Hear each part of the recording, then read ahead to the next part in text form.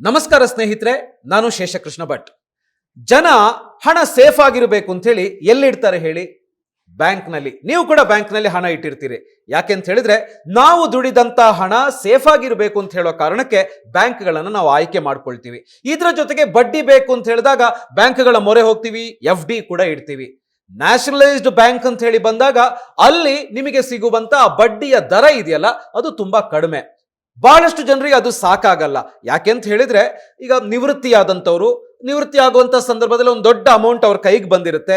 ಅದನ್ನ nationalised bank ಅಲ್ಲಿ ಇಟ್ರೆ ಏನೋ ಒಂದು 4%, 4.5% ಬರುತ್ತೆ. ಇದು ಸಾಕಾಗಲ್ಲ, ಒಂದ್ ಸ್ವಲ್ಪ ಜಾಸ್ತಿ ಬಂದ್ರೆ ಒಳ್ಳೇದಲ್ವಾ ಅಂತ ಹೇಳ್ಬಿಟ್ಟು ಕೋಆಪರೇಟಿವ್ ಬ್ಯಾಂಕ್ಗಳ ಮೊರೆ ಹೋಗ್ತಾರೆ. ಯಾಕಂದ್ರೆ ಕೋಆಪರೇಟಿವ್ ಬ್ಯಾಂಕ್ಗಳಲ್ಲಿ ಬಡ್ಡಿ ಜಾಸ್ತಿ ಕೊಡ್ತಾರೆ ನಿಮಗೆ ಅಂತ ಹೇಳೋ ಕಾರಣಕ್ಕೆ. ಅದು 10%, 11% ಕೊಡುವಂತ ಬ್ಯಾಂಕ್ಗಳು ಕೂಡ ನಾವು ನೋಡಿದೀವಿ. ಸೊ ನಿವೃತ್ತಿಯಾದಂಥವ್ರು ಅಥವಾ ಮುಂದೆ ಮನೆ ಕಟ್ಟಬೇಕು ಅಂತ ಹೇಳಿ ಕೈಯಲ್ಲಿ ಹಣ ಇದ್ದಂಥ ಸಂದರ್ಭದಲ್ಲಿ ಏನ್ ಮಾಡ್ತಾರೆ ಅಂತ ಹೇಳಿದ್ರೆ ಅದನ್ನ ಕೊಂಡೋಗಿ ಅವರು ಇದೇ ತರ ಕೋಆಪರೇಟಿವ್ ಬ್ಯಾಂಕ್ಗಳಲ್ಲಿ ಇಡ್ತಾರೆ. ಅಥವಾ ಇನ್ಯಾವುದೋ ಮದುವೆಗೋಸ್ಕರ ಕೋಆಪರೇಟಿವ್ ಬ್ಯಾಂಕ್ಗಳಲ್ಲಿ FD ಇಡ್ತಾರೆ. ಅಲ್ಲಿ ಬಡ್ಡಿ ಜಾಸ್ತಿ ಬರುತ್ತೆ ಅನ್ನೋ ಕಾರಣಕ್ಕೇನೆ ಅವರು ಹಣವನ್ನ ಅಲ್ಲಿ ಇಡೋದು. ಬಟ್ ಅದು ಸೇಫಾ ಅಂತ ಕೇಳಿದ್ರೆ ಅದರ ಬಗ್ಗೆ ಜನ ಯೋಚನೆ ಮಾಡೋದಿಲ್ಲ. ನೋಡಿ, ಈಗಾಗಲೇ ಎಷ್ಟೋ ಒಂದು ಕೋಆಪರೇಟಿವ್ ಬ್ಯಾಂಕ್ಗಳು ಮುಳುಗಡೆ ಆಗಿದ್ದಾವೆ. ಈ ಅಕ್ರಮ ಅವ್ಯವಹಾರಗಳಿಂದಾಗಿ ಕೋಆಪರೇಟಿವ್ ಬ್ಯಾಂಕ್ಗಳು ಕುಸಿತಾ ಇದ್ದಾವೆ. ಇದರಿಂದಾಗಿ ಯಾರಿಗೆ ತೊಂದರೆ ಆಗ್ತಾ ಇರೋದು? ಕಷ್ಟಪಟ್ಟು ದುಡಿದು ಒಂದಷ್ಟು ಹಣವನ್ನ ಸಂಪಾದಿಸಿ ಅದನ್ನ FD ಯಲ್ಲಿಟ್ಟು ಪ್ರತಿ ತಿಂಗಳು ದುಡ್ಡು ಪಡ್ಕೊಳ್ಳುವಂತ ಸಾಮಾನ್ಯ ಜನ ಇದಾರಲ್ಲ, ಅವರ ಬದುಕು ತಾವು ಇಟ್ಟಂತ ಹಣವನ್ನ ಕಳ್ಕೊಂಡು ಬೀದಿಗೆ ಬಂದ್ಬಿಡುತ್ತೆ. ಈಗಾಗಲೇ ನೀವು ನೋಡ್ಬೋದು, ಭಾರತದಲ್ಲಂತೂ ಸಿಕ್ಕಾಪಟ್ಟೆ ಈ ತರ ಬ್ಯಾಂಕ್ಗಳು ಮುಳುಗಡೆ ಆಗೋಗಿದ್ದಾವೆ. ಸೊ ಇತ್ತೀಚೆಗೆ ಅಂತ ಹೇಳಿ ನಾವು ಎಕ್ಸಾಂಪಲ್ ಕೊಡಬೇಕು ಅಂತ ಹೇಳಿದ್ರೆ PMC ಪಂಜಾಬ್ ಮಹಾರಾಷ್ಟ್ರ ಕೋಆಪರೇಟಿವ್ ಬ್ಯಾಂಕ್ನ ಕುಸಿತ, ಅದೇ ತರ ಕರ್ನಾಟಕದ ಶ್ರೀ ಗುರು ರಾಘವೇಂದ್ರ ಕೋಆಪರೇಟಿವ್ ಬ್ಯಾಂಕ್ನ ಕುಸಿತ, ಇವೆಲ್ಲವೂ ಕೂಡ ಕೋಆಪರೇಟಿವ್ ಬ್ಯಾಂಕ್ಗಳ ಮೇಲಿನ ನಂಬಿಕೆಯನ್ನೇ ಜನ ಕಳ್ಕೊಳ್ಳುವಂಗೆ ಮಾಡ್ಬಿಟ್ಟಿದೆ. ಯಾಕೆ ಇದನ್ನೆಲ್ಲ ಹೇಳ್ತಾ ಇದ್ದೀನಿ ಅಂತ ಹೇಳಿದ್ರೆ ಕರ್ನಾಟಕದ ಜನರಿಗೆ ಮತ್ತೊಂದು ಶಾಕಿಂಗ್ ನ್ಯೂಸ್ ಇದೆ. ಏನು ಅಂತ ಹೇಳಿದ್ರೆ ಕರ್ನಾಟಕದ ಮತ್ತೊಂದು ಕೋಆಪರೇಟಿವ್ ಬ್ಯಾಂಕ್ನ ಲೈಸೆನ್ಸು RBI ಕ್ಯಾನ್ಸಲ್ ಮಾಡಿದೆ. ನೋಡಿ, ಭಾರತದಲ್ಲಿ ಪ್ರತಿ ತಿಂಗಳು ಒಂದಲ್ಲ ಒಂದು ಬ್ಯಾಂಕ್ಗಳು ಫೈಲ್ ಆಗ್ತಾನೆ ಇದಾವೆ. RBI ಕೋಆಪರೇಟಿವ್ ಬ್ಯಾಂಕ್ಗಳು ಯಾವ ಕಾರಣಕ್ಕೂ ಕೂಡ ಫೈಲ್ ಆಗಬಾರ್ದು ಅನ್ನೋ ಕಾರಣಕ್ಕೆ ಬಹಳಷ್ಟು ಕ್ರಮಗಳನ್ನು ಕೂಡ ತಗೊಂಡಿದೆ. ಆದ್ರೂ ಕೂಡ ಬ್ಯಾಂಕ್ಗಳು ದಿವಾಳಿ ಆಗ್ತಾ ಇರೋದು ಮಾತ್ರ ನಿಂತಿಲ್ಲ. ಪ್ರತಿ ತಿಂಗಳು ಒಂದಲ್ಲ ಒಂದು ಕೋಆಪರೇಟಿವ್ ಬ್ಯಾಂಕ್ ಸಮಸ್ಯೆಯ ಸುಳಿಗೆ ಸಿಕ್ಕಾಕೊಂಡು ಮುಳುಗ್ತಾನೆ ಇದೆ. ಅದರ ನ್ಯೂಸು ನೋಡ್ತಾ ಇರ್ತೀವಿ, ಪೇಪರ್ಗಳಲ್ಲಿ ಓದ್ತಾ ಇರ್ತೀವಿ. ಇದೀಗ ಅದರ ಸಾಲಿಗೆ ಸೇರಿರುವಂತ ಕರ್ನಾಟಕದ ಮತ್ತೊಂದು ಬ್ಯಾಂಕ್ ಅಂತ ಹೇಳಿದ್ರೆ ಬಾಗಲಕೋಟೆಯ the Mudhol cooperative bank. Yes, the Mudhol cooperative bank ನ ಲೈಸೆನ್ಸ್ ಅನ್ನ ಕ್ಯಾನ್ಸಲ್ ಮಾಡಿ RBI ಮಹತ್ತರ ಆದೇಶವನ್ನು ಹೊರಡಿಸಿದೆ. ಅಷ್ಟೇ ಅಲ್ಲ, ಠೇವಣಿಗಳ ಮರುಪಾವತಿ ಅಂದ್ರೆ ಡೆಪಾಸಿಟ್ ಅನ್ನ ವಾಪಸ್ ಕೊಡೋದನ್ನು ಕೂಡ ಸ್ಟಾಪ್ ಮಾಡಬೇಕು ಅಂತ ಹೇಳಿದೆ. ಹಾಗೆಯೇ ಹೊಸ ಡೆಪಾಸಿಟ್ ಅನ್ನ ತಗೊಳ್ಬಾರ್ದು ಅಂತ ಹೇಳುವಂತ ನಿರ್ಬಂಧವನ್ನು ಕೂಡ RBI ಹೇಳಿದೆ. ಜೂನ್ 8ರಿಂದನೇ ಇದು ಜಾರಿ ಆಗ್ಬಿಟ್ಟಿದೆ. 2019 ಏಪ್ರಿಲ್ 2ರಲ್ಲಿ ಈ ಮುಧೋಳ ಕೋಆಪರೇಟಿವ್ ಬ್ಯಾಂಕ್ಗೆ RBI ಒಂದಷ್ಟು ನಿರ್ದೇಶನಗಳನ್ನು ಕೊಟ್ಟಿತ್ತು. ಅಷ್ಟೇ ಅಲ್ಲ, ಸಾರ್ವಜನಿಕ ಹಿತಾಸಕ್ತಿಗಾಗಿ ನಿರ್ದೇಶನ ಕೊಡುವಂತ ಕಾರ್ಯಾಚರಣೆಯ ಅವಧಿ ಇದೆಯಲ್ಲ, ಅದನ್ನ ಕೂಡ ವಿಸ್ತರಿಸೋದು ಅವಶ್ಯಕತೆ ಇದೆ ಅಂತ ಹೇಳ್ಬಿಟ್ಟು ಅವರಿಗೆ ಟೈಮ್ ಕೂಡ ಕೊಟ್ಟಿದ್ರು. ಅಲ್ಲದೆ ಅಕ್ಟೋಬರ್ 8, 2019ರಿಂದ ಏಪ್ರಿಲ್ 7, 2020ರವರೆಗೆ ಆ ಇಡೀ ಬ್ಯಾಂಕ್ ಅನ್ನ ಪರಿಶೀಲನೆಗೆ ಒಳಪಡಿಸುವಂತ ಕೆಲಸವೂ ಕೂಡ ನಡೆದಿತ್ತು. ಅದನ್ನು ನಾವಿಲ್ಲಿ ಗಮನಿಸಬೇಕಾಗತ್ತೆ. ಆದ್ರೆ ಈಗ RBI ಈ ಮುಧೋಳ ಕೋಆಪರೇಟಿವ್ ಬ್ಯಾಂಕ್ ನ ಲೈಸೆನ್ಸ್ ಅನ್ನೇ ಕ್ಯಾನ್ಸಲ್ ಮಾಡಿಬಿಟ್ಟಿದೆ. ನೋಡಿ, 35A ಬ್ಯಾಂಕಿಂಗ್ ರೆಗ್ಯುಲೇಷನ್ ಆಕ್ಟ್ 1949 ಪ್ರಕಾರ ಬ್ಯಾಂಕ್ಗಳಿಗೆ ನಿರ್ದೇಶನ ಕೊಡೋದಕ್ಕೆ ಮತ್ತು ಅಂತಹ ಬ್ಯಾಂಕ್ಗಳ ಮೇಲೆ ಕ್ರಮ ತೆಗೆದುಕೊಳ್ಳೋದಕ್ಕೆ RBIಗೆ ಅಧಿಕಾರ ಇರುತ್ತೆ. ಯಾವುದೇ ಬ್ಯಾಂಕಿಂಗ್ ಕಂಪನಿಗಳ ವ್ಯವಹಾರಗಳು ಅಲ್ಲಿ ಡೆಪಾಸಿಟ್ ಇಡುವಂತ ಠೇವಣಿದಾರರು ಇದಾರಲ್ಲ, ಅವರ ಹಿತಾಸಕ್ತಿಗಳಿಗೆ ಹಾನಿಕಾರಕ ಆಗ್ತಾ ಇದೆ ಅಂತ ಹೇಳುವಂತದ್ದು ಗೊತ್ತಾಗ್ತಾ ಇದ್ದಂಗೆ ಅದನ್ನ ತಡೆಯೋದಕ್ಕೋಸ್ಕರ RBI ಈ ಕ್ರಮವನ್ನ ತೆಗೆದುಕೊಳ್ಳುತ್ತೆ. ನೋಡಿ, ನಮ್ಮ ದೇಶದಲ್ಲಿರುವಂತ ಎಲ್ಲಾ ಕೋಆಪರೇಟಿವ್ ಸೊಸೈಟೀಸ್ ಅನ್ನ ಗವರ್ನ್ ಮಾಡ್ತಾ ಇದ್ದಿದ್ದು ರಿಜಿಸ್ಟರ್ ಆಫ್ ಕೋಆಪರೇಟಿವ್ ಸೊಸೈಟೀಸ್. ಆದ್ರೆ ಭಾರತ ಸರ್ಕಾರ, ಅದರಲ್ಲೂ ಕೂಡ ಮಿನಿಸ್ಟ್ರಿ ಆಫ್ ಫಿನಾನ್ಸ್ ಒಂದು ಕಾನೂನನ್ನ ತರುತ್ತೆ. ಅದರ ಪ್ರಕಾರ ಎಲ್ಲಾ ಕೋಆಪರೇಟಿವ್ ಬ್ಯಾಂಕ್ಗಳು, ಸೊಸೈಟಿಗಳು ಕೂಡ RBI ಅಂಡರ್ ನಲ್ಲಿ ಬರುತ್ತೆ. ಯಾಕೆ ಅಂತ ಹೇಳಿದ್ರೆ ಬಹಳಷ್ಟು ಕೋಆಪರೇಟಿವ್ ಬ್ಯಾಂಕ್ಗಳು ಮುಳುಗಡೆಯಾಗಿರೋದ್ರಿಂದ ಜನರ ದುಡ್ಡಿಗೆ ತೊಂದರೆ ಆಗಿದೆ, ಜನ ನಷ್ಟವನ್ನ ಅನುಭವಿಸ್ತಾ ಇದ್ದಾರೆ. ಹಾಗಾಗಿ ಈ ತರದ ಒಂದು ಕಂಟ್ರೋಲ್ನ ಅವಶ್ಯಕತೆ ಇದೆ ಅಂತ ಹೇಳೋ ಕಾರಣಕ್ಕೆ ಅವೆಲ್ಲವನ್ನು ಕೂಡ RBI ಸುಪರ್ದಿಗೆ ಕೊಡಲಾಗಿದೆ. ಹಾಗಿದ್ರೆ ಈಗ ಬಾಗಲಕೋಟೆಯ ಮುಧೋಳ ಕೋಆಪರೇಟಿವ್ ಬ್ಯಾಂಕ್ ನ ಲೈಸೆನ್ಸ್ ಅನ್ನ RBI ಕ್ಯಾನ್ಸಲ್ ಮಾಡಿದ್ಯಾಕೆ ಅಂತ ಹೇಳುವಂತದನ್ನ ನಾವು ನೋಡಬೇಕು. ಮುಧೋಳ ಕೋಆಪರೇಟಿವ್ ಬ್ಯಾಂಕು ದಿವಾಳಿ ಹಂತಕ್ಕೆ ತಲುಪಿದೆ. ಬ್ಯಾಂಕ್ ನಲ್ಲಿ ಬ್ಯಾಂಕ್ ನಡೆಸೋದಕ್ಕೆ ಬೇಕಾದಷ್ಟು ಬಂಡವಾಳ ಕೂಡ ಇಲ್ಲ. ನೋಡಿ, ಯಾವುದೇ ಬ್ಯಾಂಕ್ಗೆ ಆದ್ರೂ ಕೂಡ RBI ನಿಯಮದ ಪ್ರಕಾರ ಇಂತಿಷ್ಟು ಬಂಡವಾಳ ಇರಬೇಕು ಅಂತ ಇದೆ. ಆದ್ರೆ ಅದನ್ನ ನಿರ್ವಹಿಸಲು ಸಾಧ್ಯವಾಗದೇ ಇದ್ದಂತ ಸಂದರ್ಭದಲ್ಲಿ RBI ಆ ಬ್ಯಾಂಕ್ಗಳ ಮೇಲೆ ಆಕ್ಷನ್ ತಗೊಳುತ್ತೆ. ಇಲ್ಲೂ ಕೂಡ ಆಗಿದ್ದು ಇದೇನೆ. ಮುಧೋಳ ಕೋಆಪರೇಟಿವ್ ಬ್ಯಾಂಕ್ ಹತ್ರ ಬ್ಯಾಂಕ್ ಅನ್ನು ನಡೆಸಲಿಕ್ಕೆ ಬೇಕಾದಷ್ಟು ಬಂಡವಾಳ ಕೂಡ ಇಲ್ಲ. ಆ ಕಾರಣಕ್ಕೋಸ್ಕರನೇ RBI ಮುಧೋಳ ಕೋಆಪರೇಟಿವ್ ಬ್ಯಾಂಕ್ ನ ಲೈಸೆನ್ಸ್ ಅನ್ನ ಕ್ಯಾನ್ಸಲ್ ಮಾಡಿದೆ. ಅಷ್ಟೇ ಅಲ್ಲ, ಅಟ್ಲೀಸ್ಟ್ ಮುಂದಿನ ದಿನಗಳಲ್ಲಿ ನಿರೀಕ್ಷೆ ಮಾಡಬಹುದಾ ಇದನ್ನ ಅಂತ ಕೇಳಿದ್ರೆ ನಿರೀಕ್ಷೆ ಮಾಡೋದಕ್ಕೂ ಕೂಡ ಸಾಧ್ಯ ಇಲ್ಲ. ಅಂದ್ರೆ ಗಳಿಕೆಯ ನಿರೀಕ್ಷೆ ಕೂಡ ಇಲ್ಲದೆ ಇರೋದ್ರಿಂದ ನಾವು ಈಗ ಈ ಬ್ಯಾಂಕ್ನ ಲೈಸೆನ್ಸ್ ಅನ್ನ ಕ್ಯಾನ್ಸಲ್ ಮಾಡ್ತಾ ಇದ್ದೀವಿ ಅಂತೇಳಿ RBI ಘೋಷಣೆ ಮಾಡುವಂತ ಸಂದರ್ಭದಲ್ಲಿ ಹೇಳಿದೆ. ನೋಡಿ, RBI ಮುಧೋಳ ಕೋಆಪರೇಟಿವ್ ಬ್ಯಾಂಕ್ ನ ಲೈಸೆನ್ಸ್ ಅಥವಾ ಪರವಾನಗಿಯನ್ನ ರದ್ದುಗೊಳಿಸಿದ್ರಿಂದಾಗಿ ಬ್ಯಾಂಕು ಜೂನ್ 8ರ ನಂತರ ಯಾವುದೇ ಡೆಪಾಸಿಟ್ ಅನ್ನ ಇರಿಸಿಕೊಳ್ಳುವಂಗಿಲ್ಲ. ಅಂದ್ರೆ ಜನರಿಂದ ಹಣವನ್ನ ತಗೊಂಡು ಡೆಪಾಸಿಟ್ ಇಟ್ಕೊಳ್ಳುವಂಗಿಲ್ಲ. ಹಾಗೇನೆ ಮೇಜರ್ ತೊಂದರೆ ಏನು ಅಂತ ಹೇಳಿದ್ರೆ, ಈಗಾಗಲೇ ಆ ಬ್ಯಾಂಕ್ ನಲ್ಲಿ ತುಂಬಾ ಜನ ಹಣ ಇಟ್ಟಿದ್ದಾರೆ. ಸೊ ಆ ಡೆಪಾಸಿಟ್ ಏನಿದೆ ಅದನ್ನ ಬ್ಯಾಂಕ್ ವಾಪಸ್ಸು ಕಸ್ಟಮರ್ಸ್ಗೆ ಕೊಡುವ ಹಂಗೇನೂ ಇಲ್ಲ. ಅಂದ್ರೆ ನಾವು ಟೋಟಲ್ ಆಗಿ ಹೇಳಬೇಕು ಅಂತ ಹೇಳಿದ್ರೆ ಬ್ಯಾಂಕ್ ನ ಯಾವುದೇ ವ್ಯವಹಾರವನ್ನ ಅವ್ರು ನಡೆಸೋದಿಕ್ಕೆ ಬರೋದಿಲ್ಲ, ಅದನ್ನ ನಿಷೇಧಿಸಲಾಗಿದೆ ಅಂತಾನೆ RBI ಸ್ಪಷ್ಟವಾಗಿ ಹೇಳಿದೆ. ಇನ್ನು ಈ ಮುಧೋಳ ಕೋಆಪರೇಟಿವ್ ಬ್ಯಾಂಕ್ ನ ಸದ್ಯದ ಆರ್ಥಿಕ ಪರಿಸ್ಥಿತಿ ಹೆಂಗಿದೆ ಅಂತ ಹೇಳಿದ್ರೆ, ಬ್ಯಾಂಕು ತನ್ನ ಠೇವಣಿದಾರರು ಅಂತ ಇರ್ತಾರ ಅಥವಾ ಡೆಪಾಸಿಟರ್ಸ್ ಅಂತ ಇದಾರಲ್ಲ, ಅವರಿಗೆ ಪೂರ್ಣವಾಗಿ ಅವರಿಟ್ಟಂತ ಹಣವನ್ನ ಮರುಪಾವತಿ ಮಾಡೋದಕ್ಕೂ ಕೂಡ ಸಾಧ್ಯ ಇಲ್ಲ. ಅಂದ್ರೆ ಆ ಲೆವೆಲ್ಗೆ ಬಂದ್ಬಿಟ್ಟಿದೆ ಬ್ಯಾಂಕ್ ಅಂತ ಹೇಳುವಂತದನ್ನ RBI ಅಂದಾಜಿಸಿದೆ. ಸೊ ಹೀಗಿರ್ಬೇಕಿದ್ರೆ ಅಂದ್ರೆ ಬ್ಯಾಂಕ್ ನ ಸದ್ಯದ ಪರಿಸ್ಥಿತಿ ಹೆಂಗಾಗಿದೆ ಅಂತ ಹೇಳಿದ್ರೆ ದಿವಾಳಿನೇ. ಅಂದ್ರೆ RBI ಅಂದಾಜಿಸಿರೋ ಪ್ರಕಾರ ಬ್ಯಾಂಕ್ ನ ಪರಿಸ್ಥಿತಿ ಹೆಂಗಿದೆ ಅಂತ ಹೇಳಿದ್ರೆ ದಿವಾಳಿ ಆಗಿದೆ ಕಂಪ್ಲೀಟ್ ಆಗಿ ಅಂತ. ಅಂದ್ರೆ ಯಾರ್ಯಾರಿಂದ ಬ್ಯಾಂಕ್ ಡೆಪಾಸಿಟ್ ಇಟ್ಕೊಂಡಿದೆಯೋ ಅವರಿಗೆ ವಾಪಸ್ ಹಣವನ್ನ ಕೊಡುವಂತ ಕೆಪಾಸಿಟಿ ಕೂಡ ಬ್ಯಾಂಕ್ ನಲ್ಲಿ ಉಳ್ಕೊಂಡಿಲ್ಲ. ಹಾಗಾಗಿ ಇಂತಹ ಪರಿಸ್ಥಿತಿಯಲ್ಲಿ ಬ್ಯಾಂಕ್ ಅನ್ನೇನಾದ್ರೂ ಕಂಟಿನ್ಯೂ ಮಾಡೋದಕ್ಕೆ ಬಿಟ್ರೆ ಅದು ಖಂಡಿತವಾಗ್ಲೂ ಠೇವಣಿದಾರರ ಹಿತಾಸಕ್ತಿಯ ಮೇಲೆ ವ್ಯತಿರಿಕ್ತವಾದಂತ ಪರಿಣಾಮವನ್ನ ಬೀರುತ್ತೆ. ಹಾಗಾಗಿ ನಾವು ಮುಧೋಳ ಕೋಆಪರೇಟಿವ್ ಬ್ಯಾಂಕ್ ನ ಲೈಸೆನ್ಸ್ ಅನ್ನ ಕ್ಯಾನ್ಸಲ್ ಮಾಡಿದೀವಿ ಅಂತೇಳಿ RBI ಹೇಳಿದೆ. ಅಷ್ಟೇ ಅಲ್ಲ, ಕರ್ನಾಟಕ ಸರ್ಕಾರ ಹಾಗೂ ಸಹಕಾರ ಸೊಸೈಟಿಗಳ ನೋಂದಣಾಧಿಕಾರಿಗೆ ಕೂಡ ಬ್ಯಾಂಕ್ ಅನ್ನ ಮುಚ್ಚಿ ಒಬ್ಬರು ಅಧಿಕಾರಿಯನ್ನ ನೇಮಕ ಮಾಡಬೇಕು ಅಂತ ಹೇಳುವಂತ ಆದೇಶವನ್ನ ಕೂಡ RBI ಹೊರಡಿಸಿದೆ.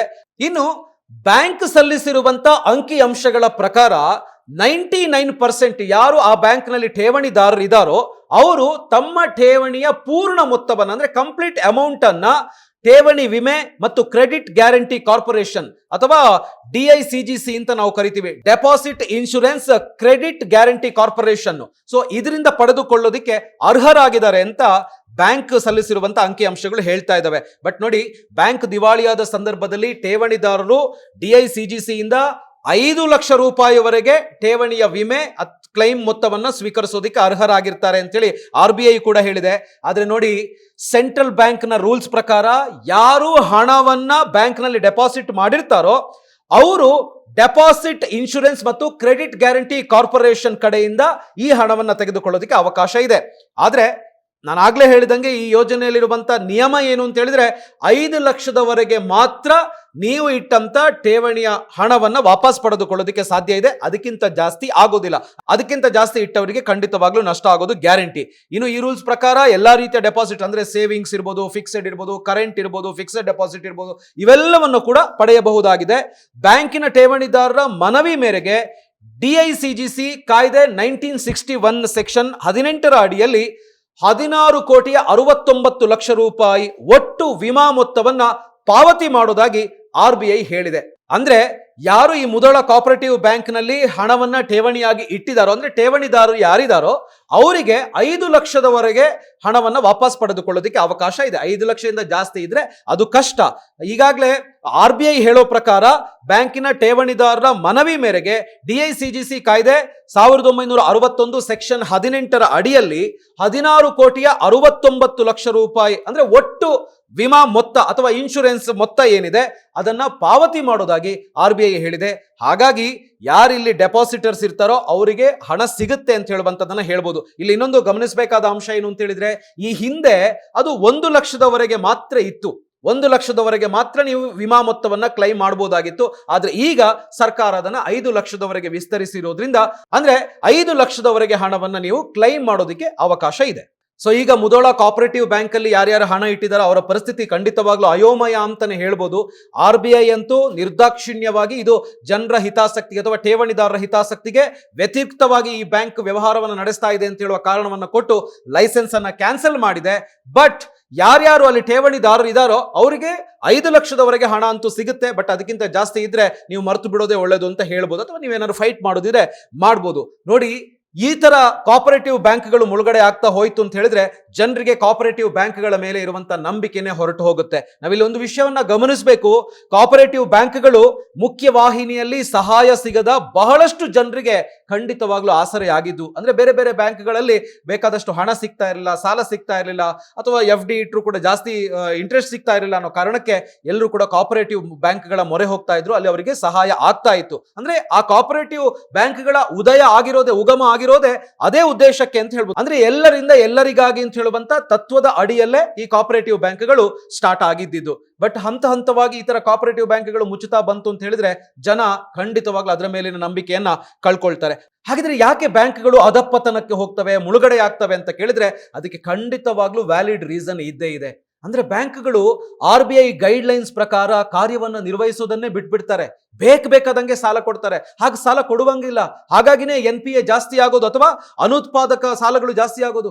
ಅಂದ್ರೆ ಯಾರು ಸಾಲ ತಗೊಂಡಿರ್ತಾರೋ ಅವರು ಸಾಲ ಕಟ್ಟದೇ ಇದ್ದಾಗ ಆ ಸಂಖ್ಯೆ ಜಾಸ್ತಿ ಆಗ್ತಾ ಹೋದ್ರೆ ಬ್ಯಾಂಕ್ ಕಾರ್ಯನಿರ್ವಹಿಸೋದಿಕ್ಕೆ ಆಗೋದಿಲ್ಲ. ಹಾಗಾಗಿ ಬ್ಯಾಂಕ್ನ ಕಾರ್ಯನಿರ್ವಹಣೆ ಇದೆಯಲ್ಲ ಅದು ಕುಸಿತಾ ಹೋಗುತ್ತೆ, ಫೈನಲಿ ದಿವಾಳಿ ಎದ್ದು ಬಿಡುತ್ತೆ. ಯಾಕೆ ಹೀಗಾಗತ್ತೆ ಅಂತ ಹೇಳುವಂಥದ್ದನ್ನ ನಾವು ನೋಡ್ಬೇಕಾಗತ್ತೆ. ಅದು ಪ್ರಮುಖವಾದಂತ ಪ್ರಶ್ನೆ. ಯಾಕೆ ಅಂತ ಹೇಳಿದ್ರೆ RBI ಗೈಡ್ ಲೈನ್ಸ್ ಪ್ರಕಾರ ನೋಡೋದಿದ್ರೆ ಒಂದು ಬ್ಯಾಂಕ್ ಸಾಲ ಕೊಡಬೇಕಿದ್ರೆ, ನಿಮಗೂ ಕೂಡ ಅನುಭವ ಆಗಿರ್ಬೋದು, ಸಾಲ ಕೇಳಲಿಕ್ಕೆ ಹೋದಂತ ಸಂದರ್ಭದಲ್ಲಿ ಏನೇನು ಕೇಳ್ತಾರೆ? ನಿಮ್ಮ ಡಾಕ್ಯುಮೆಂಟ್ ಕೇಳ್ತಾರೆ, ಜಾಗದ ಡೀಟೇಲ್ಸ್ ಕೇಳ್ತಾರೆ, ಆಮೇಲೆ ನಿಮ್ಮ ಐಡೆಂಟಿಟಿ ಕಾರ್ಡ್ ಕೇಳ್ತಾರೆ.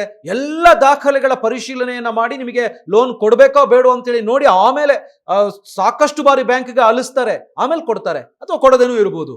ಬಟ್ ಬ್ಯಾಂಕ್ ದಿವಾಳಿ ಆಗೋದಕ್ಕೆ ಕಾರಣ ಅದಲ್ಲ. ಯಾವುದು ಕಾರಣ ಅಂತ ಹೇಳಿದ್ರೆ ಸರಿಯಾದಂತ ದಾಖಲೆಗಳನ್ನ ನೋಡೋದೇ ಇಲ್ಲ ಇವರು. ಯಾಕೆ ನೋಡೋದಿಲ್ಲ ಅಂತ ಹೇಳಿದ್ರೆ ಒಂದಷ್ಟು ಪರ್ಸೆಂಟೇಜ್ ಕಮಿಷನ್ ಸಿಗುತ್ತೆ ಅಂತ ಹೇಳುವ ಕಾರಣಕ್ಕೆ, ಅಥವಾ ಲಂಚದ ಆಸೆಗೋಸ್ಕರ. ಸೊ ಸರಿಯಾದ ದಾಖಲೆ ಇಲ್ಲದವರಿಗೂ ಕೂಡ ಬೇಕಾದಂಗೆ ತೆಗೆದು ಸಾಲವನ್ನ ಕೊಟ್ಬಿಡ್ತಾರೆ. ಎಷ್ಟೋ ಉದಾಹರಣೆಗಳು ನಮ್ಮ ಕಣ್ಣು ಮುಂದೆ ಇದೆ ಹಾಗೆ ಕೊಟ್ಟಿರೋದು. ಇದನ್ನ ರಾಂಗ್ ಡೂಯಿಂಗ್ ಅಂತ ಕರೀತಾರೆ, ಅಥವಾ ಹಣದ ತಪ್ಪು ಬಳಕೆ ಅಂತ ಕೂಡ ಕರೀತಾರೆ. ಅವರು ಹಾಗೆ ಸಾಲ ತಗೊಂಡಂತವ್ರು ಇಲ್ಲಿ ಅವರ ಆಸ್ತಿನೂ ಏನು ಇರೋದಿಲ್ಲ, ಅವ್ರು ಏನೋ ತಪ್ಪು ದಾಖಲೆಗಳನ್ನು ಕೊಟ್ಟಿರ್ತಾರೆ, ಅವರಿಂದ ಹಣವನ್ನು ರಿಕವರಿ ಮಾಡೋದಕ್ಕೂ ಕೂಡ ಬ್ಯಾಂಕ್ ಆಗೋದಿಲ್ಲ. ಆಗ ಈ ಅನುತ್ಪಾದಕ ಆಸ್ತಿ ಜಾಸ್ತಿ ಆಗೋದಕ್ಕೆ ಪ್ರಾರಂಭ ಆಗ್ಬಿಡುತ್ತೆ, ಸಾಲ ಜಾಸ್ತಿ ಆಗುತ್ತೆ, ಸಾಲವನ್ನ ಮರುಪಾವತಿ ಮಾಡುವಂತವರ ಸಂಖ್ಯೆ ಇಲ್ಲವೇ ಇಲ್ಲ ಅಂತ ಹೇಳ್ಬೋದು. ಹಾಗಾಗಿ ಬ್ಯಾಂಕ್ ನಿರ್ವಹಣೆ ಮಾಡೋದಕ್ಕಾಗಲ್ಲ, ಫೈನಲಿ ದಿವಾಳಿ ಆಗ್ಬಿಡುತ್ತೆ. ಸೊ ಹೀಗಾದಾಗ ಕೂಡ ಒಂದು ಆಪ್ಷನ್ ಇದೆ.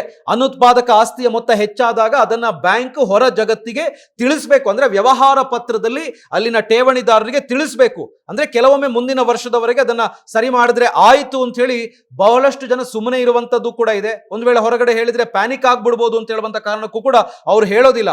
ಬಟ್ ಈ ತರ ಮಾಡ್ತಾ ಹೇಳದೆ ಹೋದ್ರೆ ಅದು ಹಾಗೇನೆ ಅನುತ್ಪಾದಕ ಆಸ್ತಿ ಬೆಳೀತಾ ಹೋಗುತ್ತೆ, ಫೈನಲಿ ಬ್ಯಾಂಕ್ ದಿವಾಳಿಗೆ ಬಂದ್ಬಿಡುತ್ತೆ. ಅಂದ್ರೆ ನಿಜ ಪರಿಸ್ಥಿತಿಯನ್ನ ಬ್ಯಾಂಕ್ಗಳು ಮುಚ್ಚಿಡೋದು ಕೂಡ ಇದಕ್ಕೊಂದು ಪ್ರಮುಖವಾದಂತ ಕಾರಣ ಅಂತಾನೆ ಹೇಳ್ಬೋದು.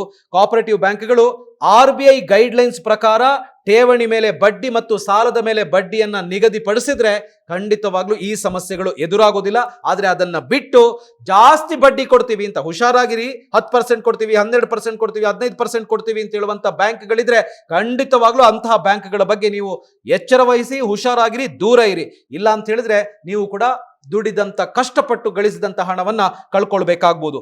So finally RBI Mudhol cooperative ಬ್ಯಾಂಕ್ನ ಲೈಸೆನ್ಸ್ ಅನ್ನ ಕ್ಯಾನ್ಸಲ್ ಮಾಡಿದ್ದು ನೋಡಿದ್ರೆ ಇನ್ನು ಮುಂದೆ ಯಾವ ಬ್ಯಾಂಕ್ ಮುಳುಗಡೆ ಆಗುತ್ತೇನೋ ಅಂತ ಹೇಳುವಂತ ಭಯ ಖಂಡಿತವಾಗ್ಲೂ ಜನಸಾಮಾನ್ಯರಿಗೆ ಬರೋದ್ರಲ್ಲಿ ಡೌಟೇ ಇಲ್ಲ. ಹಾಗಿರ್ಬೇಕಿದ್ರೆ ನೀವು ಯೋಚನೆ ಮಾಡಬೇಕು, ನ್ಯಾಷನಲೈಸ್ಡ್ ಬ್ಯಾಂಕ್ ಅಥವಾ ಒಳ್ಳೆ ಪರ್ಫಾರ್ಮೆನ್ಸ್ ಮಾಡುವಂತ ಬ್ಯಾಂಕ್ಗಳನ್ನ ಬಿಟ್ಟು ಯಾಕೆ ನೀವು ಕೋಆಪರೇಟಿವ್ ಬ್ಯಾಂಕ್ಗಳ ಮೊರೆ ಹೋಗ್ತೀರಿ? ನ್ಯಾಷನಲೈಸ್ಡ್ ಬ್ಯಾಂಕ್ ಅಲ್ಲಿ ಅಥವಾ ಒಳ್ಳೆ ಪರ್ಫಾರ್ಮೆನ್ಸ್ ಮಾಡುವಂತ ಬ್ಯಾಂಕ್ಗಳಲ್ಲಿ ಇಲ್ಲದೆ ಇರುವಂತದ್ದು ಕೋಆಪರೇಟಿವ್ ಬ್ಯಾಂಕ್ ಅಲ್ಲಿ ಏನಿದೆ? ಒಂದ್ ಸ್ವಲ್ಪ ಬಡ್ಡಿ ಜಾಸ್ತಿ ಕೊಡ್ತಾರೆ ಅಂತ ಹೇಳೋದು ಬಿಟ್ರೆ ಬೇರೆಲ್ಲವೂ ಕೂಡ ಬೇರೆ ಬ್ಯಾಂಕ್ಗಳಲ್ಲೂ ಕೂಡ ಇರ್ತವೆ. ಹಾಗಾಗಿ ಪ್ರತಿಯೊಬ್ರು ಕೂಡ ತಾವು ಕಷ್ಟಪಟ್ಟು ಬೆವರು ಸುರಿಸಿ ಗಳಿಸಿದಂತ ಹಣವನ್ನ ಸೇಫ್ ಆಗಿ ಇಡಬೇಕು ಅಂತ ಹೇಳಿ ಬಂದಾಗ ಒಳ್ಳೆ ಬ್ಯಾಂಕ್ ಅನ್ನ ನೀವು ಚೂಸ್ ಮಾಡಬೇಕಾಗತ್ತೆ. ಇಲ್ಲ ಅಂತ ಹೇಳಿದ್ರೆ ನೀವು ಗಳಿಸಿದಂತ ಹಣ ಕ್ಷಣ ಮಾತ್ರದಲ್ಲಿ ನಾಶ ಆಗುವಂತ ಸಾಧ್ಯತೆ ಇದೆ. ಯಾವುದಕ್ಕೂ ಕೂಡ ಹುಷಾರಾಗಿರಿ. ಇನ್ನೊಂದು, ಪ್ರತಿಯೊಬ್ರು ಕೂಡ ಈ ಹಣಕಾಸಿನ ವಿಚಾರಗಳನ್ನ ಕಲ್ತ್ಕೊಳ್ಬೇಕು. ಇಲ್ಲ ಅಂತ ಹೇಳಿದ್ರೆ ಈ ಹಣಕಾಸಿನ ವ್ಯವಹಾರವನ್ನು ಹೇಗೆ ನಡೆಸೋದು ಅಂತ ಹೇಳಿ ನಿಮಗೆ ಗೊತ್ತಾಗಲ್ಲ. ಅದಕ್ಕೆ ಏನು ದಾರಿ ಅಂತ ಕೇಳಿದ್ರೆ ಅದಕ್ಕೊಂದು ದಾರಿ ಇದೆ, ಫ್ರೀಡಮ್ ಆ್ಯಪ್. ಫ್ರೀಡಮ್ ಆಪ್ ಅಲ್ಲಿ ನಿಮಗೆ ಈ ಪರ್ಸನಲ್ ಫಿನಾನ್ಸ್ಗೆ ಸಂಬಂಧಪಟ್ಟಂತೆ ಎಲ್ಲ ವಿಚಾರಗಳನ್ನು ನಾವು ಹೇಳ್ಕೊಡ್ತೀವಿ. ಅದನ್ನ ನೀವು ನೋಡಿದ್ರೆ, ಅದನ್ನ ನೀವು ಕಲ್ತ್ಕೊಂಡ್ರೆ ಖಂಡಿತವಾಗ್ಲೂ ಹಣಕಾಸಿನ ವಿಚಾರದಲ್ಲಿ ನೀವು ಮೋಸ ಹೋಗೋದಕ್ಕೆ ಸಾಧ್ಯವೇ ಇಲ್ಲ. ಮತ್ತೆ ಆಗ್ತಡ, ಫ್ರೀಡಮ್ ಆಪ್ ಅನ್ನ ಡೌನ್ಲೋಡ್ ಮಾಡಿ ನೆಮ್ಮದಿಯ ಜೀವನವನ್ನು ನಡೆಸಿ. All the best.